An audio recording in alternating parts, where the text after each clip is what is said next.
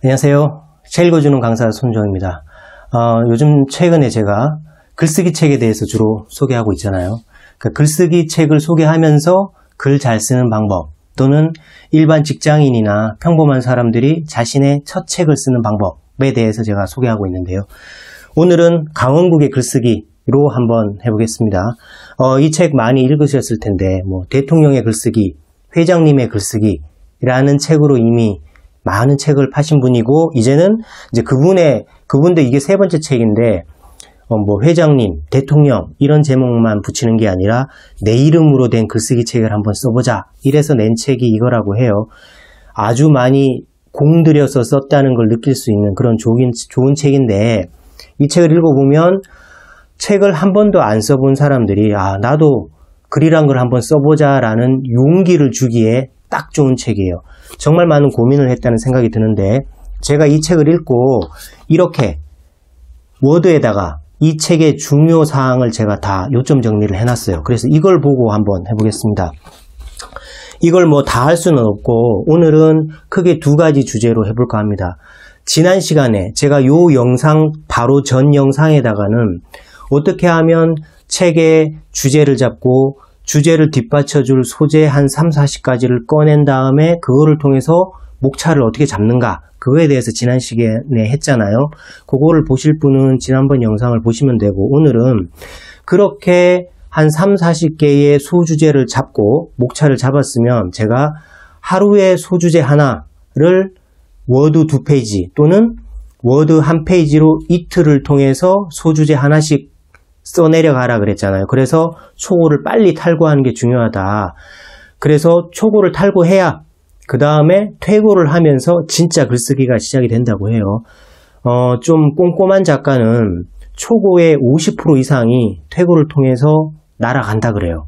그렇지만 퇴고가 가능한 것도 초고가 있기 때문에 가능한 거잖아요. 그러니까 우리는 초고를 빨리 쓰는 게 중요하다. 그래서 오늘은 그럼 우리가 지난 시간에 연장선상에서 본다면, 이제 우리가 책을 쓰기 시작했잖아요. 하루에 워드 1페이지씩 쓰기 시작했는데, 그거 어떻게 쓸 거냐, 뭘 쓰냐, 이게 이제 문제가 될 텐데, 이제 여기에는 그때의 마음가짐에 대해서 중간중간에 나와요. 그거를 제가 모아놓은 걸 보면 이런 얘기가 있어요. 첫 문장에 일정 시간, 일정 분량을 쓴다. 그래서 카레 노래를 쓴 남한산성, 이거 쓰신 김훈 작가는 원칙이 있대요.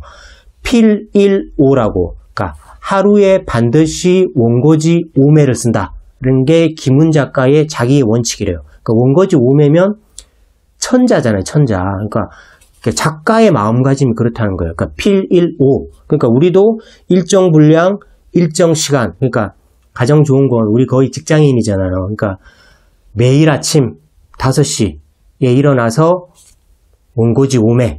원고지 5매면 거의 워드 한 장 정도 되거든요. 그 정도 쓰고 나는 무조건 출근한다. 이렇게 돼야 되는 거죠. 그러니까 그것도 아침에 그렇게 5장 쓸 수 있으려면 그냥 하루에도 평소에 회사 갔을 때나 점심시간이나 내가 글 쓸 소재를 어느 정도 좀 생각하고 있어야 되겠죠? 내일 내가 쓸 소재가 이건데 이거에 대해서 뭘 쓰지라는 거를 이제 계속 머릿속에 생각하고 있다 보면 하다못해 그날 점심을 먹다가도 요거 오늘 내 글에 인용하면 되겠다.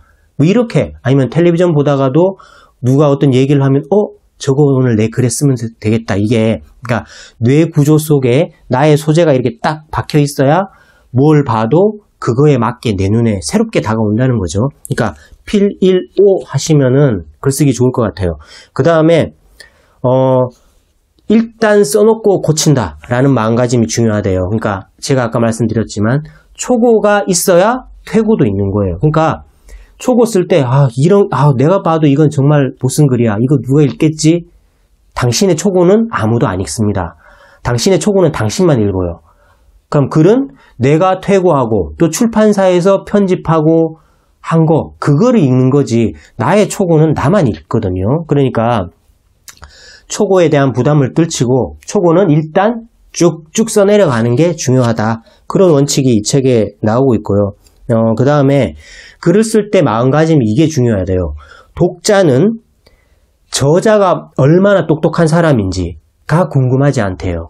그게 아니고 저자가 우리에게 무슨 말을 하려는지가 궁금하다. 그러니까 내가 이거 이 정도 알고 글 쓸 수 있을까? 이런 걱정하지 말고, 그리고 인위적으로 뭔가를 잘난 척 하려는 글 이런 거 필요 없다. 뭐에 집중하라? 주제에 집중하라. 이 말인 것 같아요. 그 다음에 항상 쓰다 보면 진짜 이걸 누가 읽어주지? 이런 생각이 드는데 이 책엔 이렇게 나와요. 이번 책이 마지막이 아니다. 다음 책에 더 잘 쓰면 된다 그래요. 그러니까 사실 책 쓰실 분은 한 권만 쓰고 말 거 아니잖아요. 계속 쓸 거잖아요. 그래야 자기 브랜딩이 되고 마케팅이 되고, 그죠? 그러니까 또 이게 두 번째 책이 잘 팔리면 또 첫 번째 책이 재조명 받아서 역주행할 수도 있거든요. 그러니까 책은 계속 내놓는 게 좋죠.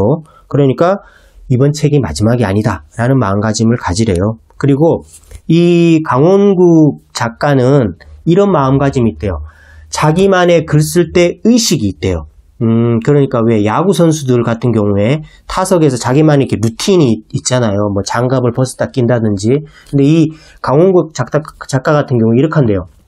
항상 글 쓸 때는 커피를 한 잔 딱 타놓고 그 다음에 깨끗한 종이에 자기만의 만년필로 쓰는 거예요. 그러니까 글쓰기가 이게 그냥 아무렇게나 하는 일이 아니라 이게 자기만의 소중한 의식이다. 이렇게 생각하고 하면은 더 잘 써진대네요.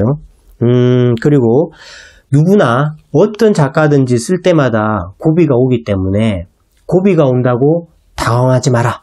누구든지 그런 고비가 있다. 이런 게 또 써 있고요. 그리고 아까 제가 말씀드렸지만 평소에 그러니까 우리가 소주제를 한 3, 40개 잡아놨으면 오늘 내가 본 소재, 그러니까 오늘 내가 들은 얘기, 오늘 누구와 나눈 얘기, 오늘 내가 책에서 읽은 좋은 사례 이런 거를 언제 어느 책에 쓸지 모르는 거예요.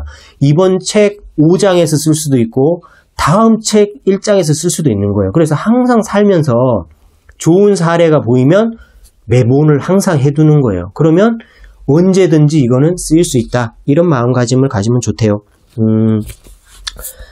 이런 마음가짐으로 글을 쓰면 좋다 그러고요. 그리고 오늘 한 가지만 더 할게요.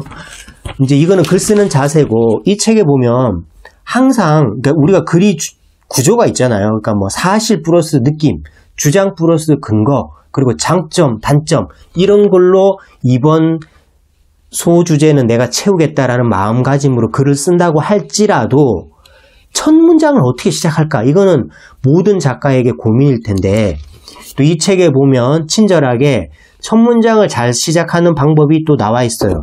뭐라고 돼 있냐면 이렇게 시작하면 좋대요. 이 글을 쓰게 된 배경으로 시작하라.